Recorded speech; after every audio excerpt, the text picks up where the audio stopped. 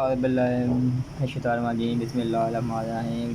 तो फ्रेंड अस्सलाम वालेकुम, उम्मीद है ये होंगे। तो फ्रेंड आज हम आपको बताएंगे कि क्यों मोबाइल की चार्जिंग जैक किस तरह चेंज किया जाता है।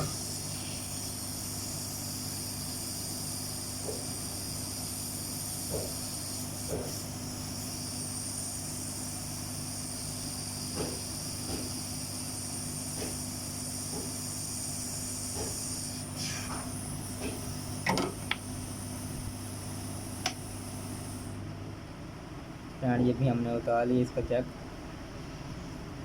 ये है। तो फ्रेंड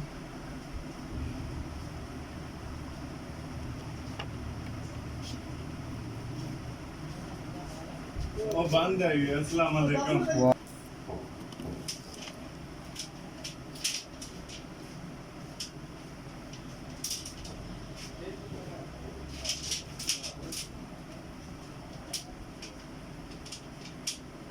अच्छा तो नहीं आती कभी तो।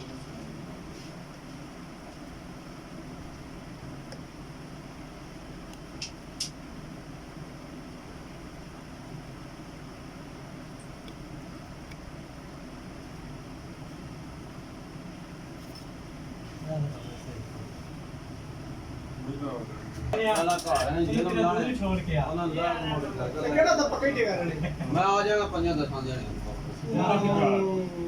ਤੇਰੇ ਵਿੱਚ ਮਾਮਾ ਡੰਡੇ ਨਾ ਦੇ ਆਹੋ ਯਾਰ ਬਾਤ ਕੀ ਕਰੀਏ ਦੂਰੀ ਹੈ ਓਏ ਆਵਾਜ਼ ਏ ਨਾ ਜਾਣ ਦੇਨੇ ਇਸ ਮਾਮੇ